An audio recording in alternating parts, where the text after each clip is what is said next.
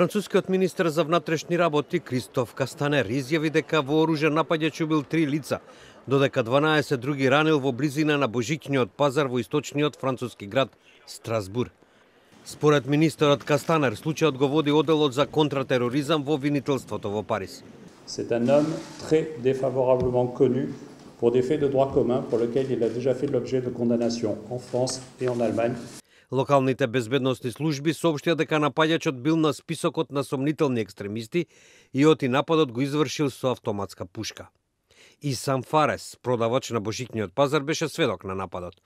Et j'ai entendu d'abord plusieurs coups de feu et je me suis dit c'est peut-être des pétards ou bien ils sont en train d'attaquer un magasin. J'ai vu plein de gens courir et ils étaient affolés, des enfants qui pleuraient et tout. Après j'ai dit à mon avis ça doit être très très grave. Министерот за внатрешни работи Кастанер прецизира дека вооружениот нападач на 2 пати влегол во престрелка со француските безбедносни сили. Тој додаде и тоа дека Франција го подигнува нивото на безбедносна закана и отија зајакнува заштитата на божичните пазари во градовите, како и граничните контроли. До овој инцидент доаѓа во време кога француските безбедносни сили се ангажирани околу антивладините протести на жолтите елеци. Во Страсбур се наоѓа Европскиот парламент кој во овој период одржува пленарна седница, па таму има стотици пратеници од европските земји.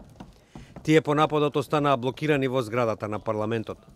Председателот на Европарламентот Антонио Тајани изјави дека парламентот ја продолжува работата и оти вакви терористички или криминални напади нема да ги спречат пратениците во нивната работа. Францускиот председател Емануел Макрон веднаш откако бил информиран за нападот, упати порака со сочувство за жртвите. Во Франција од 2015 година е зголемена безбедноста по серијата напади од страна на исламистичките милитанти.